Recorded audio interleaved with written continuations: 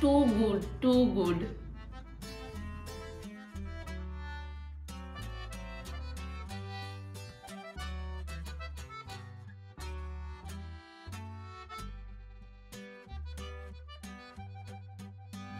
Hello, welcome to রুচি বাংলা।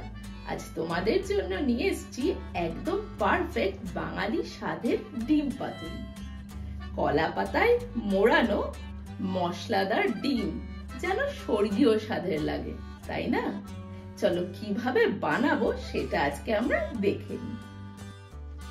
তুমি কি কখনো এমন একটা খাবারের স্বাদ পেয়েছো যা মুখে দিয়েই চোখ বন্ধ হয়ে যায়, মনটা যেন একেবারে অন্য এক দুনিয়ায় হারিয়ে যায়? আচ্ছা, তবে প্রথমে কলা পাতাগুলো এপিট ওপিট করে গ্যাসে একটু সেঁকে নিয়েছিলাম, যাতে কলা পাতাগুলো ছিঁড়ে না যায়।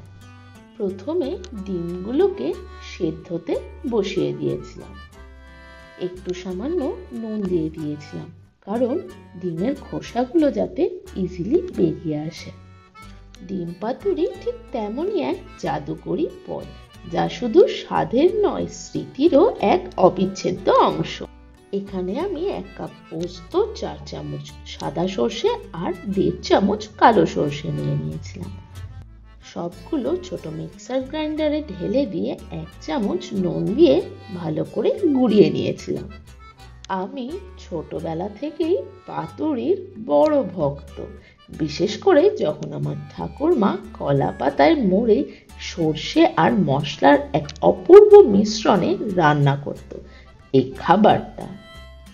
তখন তো বুঝতে পারিনি এই পাতুরির গন্ধের মাঝেই লুকিয়ে আছে বাঙালি আনার আসল অনুভূতি।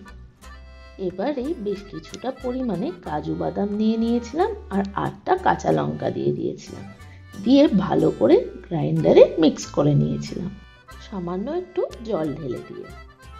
এবারে বড় মিক্সার গ্রাইন্ডারের জারের মধ্যে সেই গুঁড়ো করে নেওয়া পোস্ত আর সর্ষে দিয়ে দিয়েছিলাম, সাথে দিয়েছিলাম কাজু, কাঁচা লঙ্কার পেস্টটা, 1.5 খানা নারকোল কুড়োনো দিয়ে দিয়েছিলাম, একটু সামান্য জল ঢেলে দিয়েছিলাম, 1 চামচ হলুদ, 1 চামচ নুন, ভালো করে পেস্ট করে নিয়েছিলাম।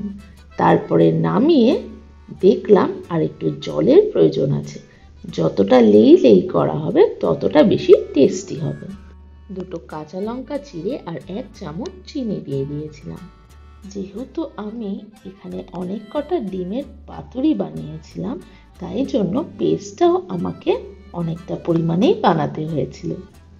সুতরাং পাতুরির মশলাটার পরিমাণ কিন্তু যে কটা ডিম বানাবে সেই কটার উপরেই নির্ভর করবে।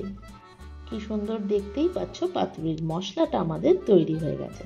একটা বোলের মধ্যে ঢেলে নিয়ে আমি কিছুটা পরিমাণে সর্ষের তেল মিশিয়ে নিয়েছিলাম। আমি কিন্তু একটা গোটা ডিমকে 2 ভাগে ভাগ করে নিয়েছিলাম, যাতে মশলাটা ভালো করে ভেতরে ঢোকে। বাঙালি রান্নার অন্যতম বৈশিষ্ট্য হলো তার সরলতা আর গভীরতা। যত কম উপকরণ তত বেশি স্বাদ। পাতুরি নামটা শুনলেই আমরা সাধারণত মাছের পাতুরির কথাই ভাবি, কিন্তু ডিম পাতুরি, আহা, সেটাও কম কিছু নয়। এটা একদম অন্যরকম একটা খাবার, যেখানে সাধারণ একটা ডিম একেবারে রাজকীয় স্বাদে পরিণত হয়। এই মশলার বোলটার মধ্যে ডিমগুলোকে এভাবে দিয়ে আমি মশলাটাকে মাখিয়ে নিয়েছিলাম।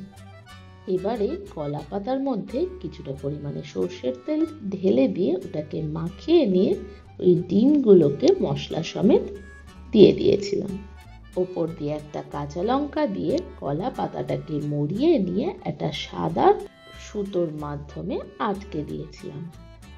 এরমভাবেই গোটা 18টা পিস আমি তৈরি করে নিয়েছিলাম। এই রেসিপিটা বাঙালি ঘরের একান্ত আপন, কারণ আমাদের সংস্কৃতিতে পাতুরি মানেই ঘরোয়া উষ্ণতা, মা ঠাকুমার ভালোবাসা আর পুরনো দিনের নস্টালজিয়া। তবে আমি যদি কোনোদিন বাঙালি রেস্টুরেন্ট খুলি, এই রেসিপিটা আমি কিন্তু অবশ্যই মেনুতে রাখবো। আমার খুবই পছন্দের রেসিপি। আমার মনে পড়ে ছোটবেলায় যখন দুপুরবেলা স্কুল থেকে ফিরে আসতাম, মা অনেক সময় ঝটপট কিছু বানানোর কথা ভাবতো। মাছ পাতুরি বানানোটা সময় সাপেক্ষ, কিন্তু ডিম পাতুরি ব্যাস কিছুটা সর্ষে বাটা, কিছু মশলা, কলা পাতার মোড়ক আর ভাপ দিলেই তৈরি এক অনন্য স্বাদের ডিশ। মা যখন হাতের মুঠোয় গরম গরম পাতুরিটা এনে রাখতো, তখন পুরো বাড়িতে একটা অসাধারণ সুবাস ছড়িয়ে পড়তো। আমি অপেক্ষা করতাম কখন গরম ভাতের সঙ্গে এই পাতুরি মিশিয়ে খাবো। তবে আমার কিন্তু আবার খুব ঝাঁঝ হয়ে গেলে পাতুরিতে ভালো লাগে না। কালো সর্ষে বেশি ঝাঁঝ হয়, তাই আমি এখানে কালো সর্ষেটা খুব কম ব্যবহার করেছি। তোমরা চাইলে আর একটু বেশি পরিমাণেও ব্যবহার করতে পারো। তবে ডিম পাতুরি কিন্তু আমার একটু মিষ্টি মিষ্টি ভালো লাগে, খুব ঝাঁঝালো হলে কিন্তু মন ভরে না আমার। আসলে বাঙালি রান্নার সবচেয়ে বড় বিশেষত্ব হলো তার উপাদানের সহজলভ্যতা ও রান্নার কৌশল। তুমি লক্ষ্য করেছো? আমাদের পোলাও বিরিয়ানির মতো সুসজ্জিত খাবার যেমন আছে, তেমনি আছে একেবারে সাধারণ কিন্তু স্বাদে অতুলনীয় খাবারও, যেমন ডাল ভাত, আলু ভর্তা কিংবা এই ডিম পাতুরি। বাঙালি খাদ্য সংস্কৃতিতে কলা পাতার ব্যবহার বহু পুরনো, কারণ এতে রান্না করলে খাবারে এক বিশেষ ধরনের মাটির গন্ধ ও স্বাদ আসে, যা অন্য কোনো কিছুতেই পাওয়া যায় না।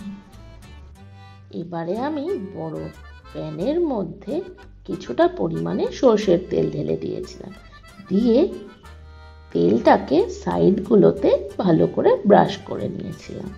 তারপরে এক একটা করে পাতুরি আমি দিয়ে দিয়েছিলাম এই তেলের মধ্যে।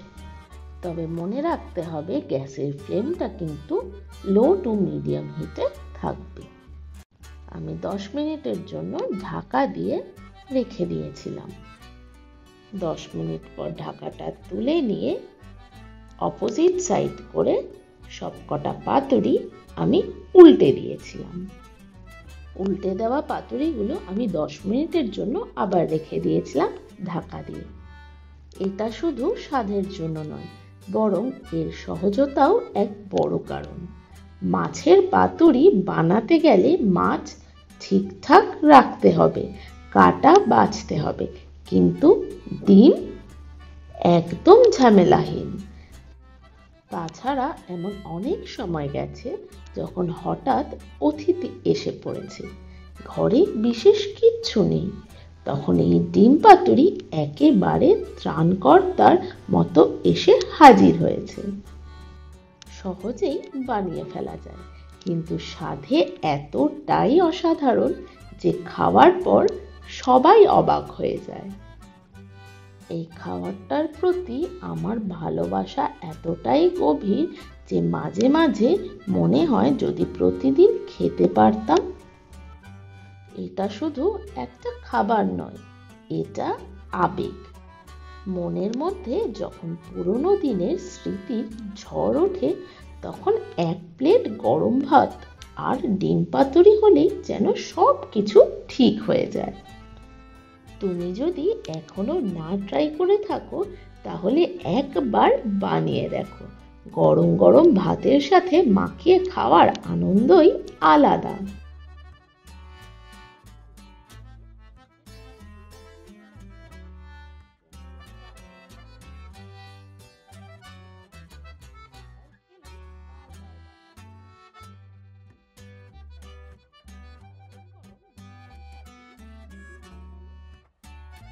ভিডিওটা যদি ভালো লেগে থাকে তাহলে লাইক, শেয়ার আর বেল আইকন টিপে চ্যানেলটিকে সাবস্ক্রাইব করে পাশে থেকো আমার চ্যানেলের নতুন রেসিপির আপডেট পেতে।